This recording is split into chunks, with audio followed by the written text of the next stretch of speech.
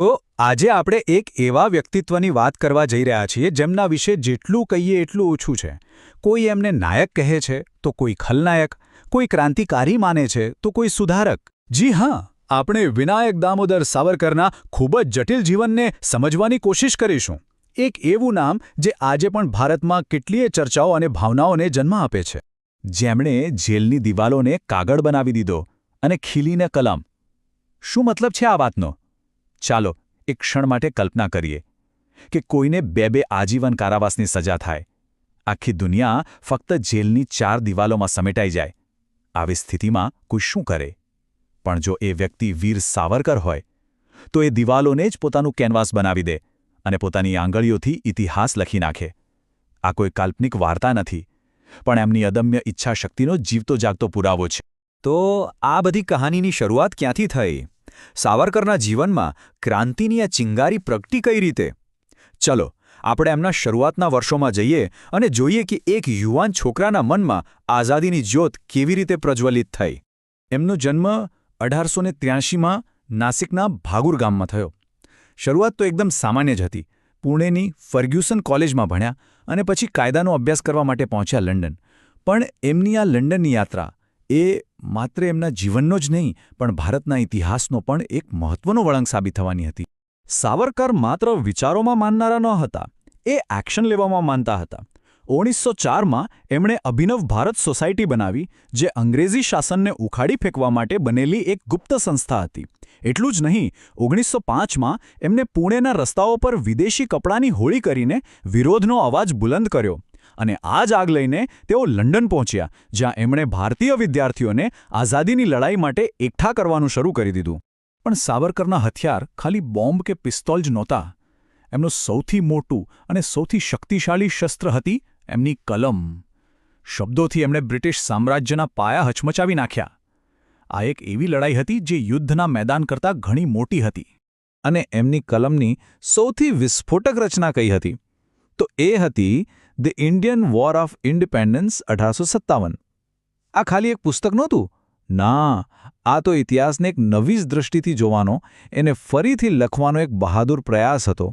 એક એવી કહાની જેણે બ્રિટિશ સામ્રાજ્યના શાસકોના મનમાં ડર પેદા કરી દીધો. જરા સમજો આ વાતને. અંગ્રેજો 1857ના સંગ્રામને શું કહેતા હતા?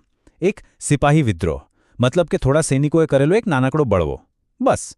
પણ સાવરકરે આ આખી વાતને પડકારી. એમણે કહ્યું, ના, આ કોઈ નાનો બળવો નહીં, આ તો ભારતનો પ્રથમ સ્વાતંત્ર્ય સંગ્રામ હતો, એક રાષ્ટ્રનો બળવો. આ ફક્ત ઇતિહાસને બદલવાની વાત નહોતી, આ પોતે જ એક ક્રાંતિ હતી.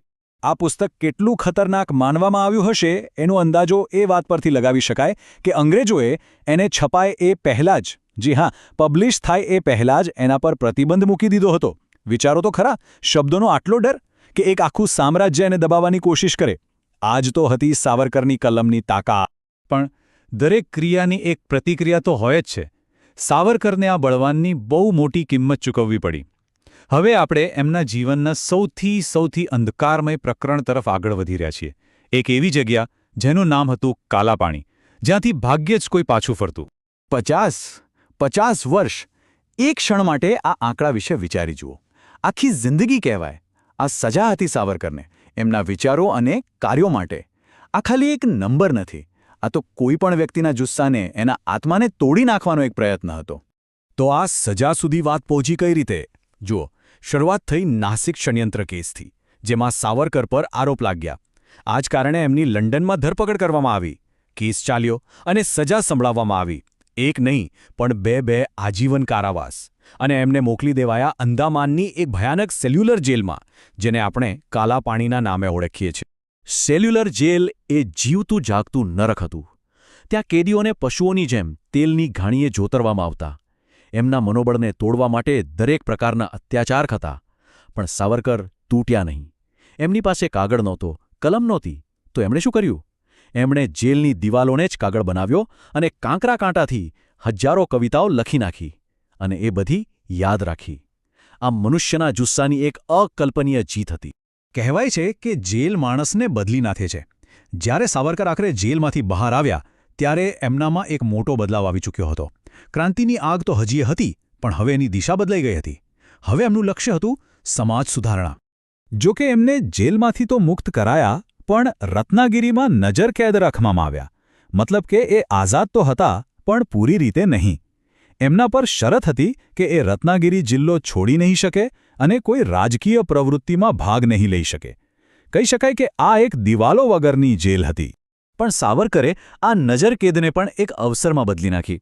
એમણે પોતાનું બધું ધ્યાન સમાજની બુરાઈઓ દૂર કરવા પર લગાવ્યું. ખાસ કરીને અસ્પૃશ્યતા એટલે કે છૂત-અછૂતની ભાવના વિરુદ્ધ એમણે મોટું અભિયાન ચલાવ્યું. એમણે પતિત પાવન મંદિરની સ્થાપના કરી અને એ સુનિશ્ચિત કર્યું કે આ મંદિરના દરવાજા દરેક જાતિના લોકો માટે ખુલ્લા રહે. એ જમાનામાં આવું પગલું લેવું એ પોતે જ એક મોટી ક્રાંતિ હતી. અને આ જ સમયગાળામાં સાવરકરનો વારસો વધુ જટિલ બને છે. એમણે હિન્દુત્વ શબ્દને વ્યાખ્યાયિત કર્યો અને પછી તેઓ હિન્દુ મહાસભાના અધ્યક્ષ પણ બન્યા, જે મંચ પરથી એમણે પોતાના વિચારોને આગળ વધાર્યા. અને હવે આપણે સાવરકરના જીવનના અંતિમ પ્રકરણ પર આવી પહોંચ્યા છીએ. એક એવો તબક્કો જે એમના વારસાની જેમ જ જટિલ છે અને આજે પણ એમના વિશેની ચર્ચાઓને જન્મ આપે છે. સાવરકરે પોતાના જીવનનો અંત પણ પોતાની શરતો પર જ પસંદ કર્યો. એમણે પ્રાયોપવેશનનો માર્ગ અપનાવ્યો. પ્રાયોપવેશન એટલે શું? એટલે કે જ્યારે વ્યક્તિને એવું લાગે કે એના જીવનનું લક્ષ્ય હવે પૂરું થઈ ગયું છે, ત્યારે એ સ્વેચ્છાએ જાણી જોઈને મૃત્યુ સુધી અન્નજળનો ત્યાગ કરી દે. આ એક સભાન નિર્ણય હતો, એ માન્યતા સાથે કે જીવનનું કાર્ય હવે સંપન્ન થયું છે. અને એમણે 1 ફેબ્રુઆરી 1966ના રોજ પ્રાયોપવેશન શરૂ કર્યું. ધીમે ધીમે અન્ન અને પછી પાણીનો પણ ત્યાગ કર્યો. અને 26 ફેબ્રુઆરી 1966ના રોજ એમનું અવસાન થયું.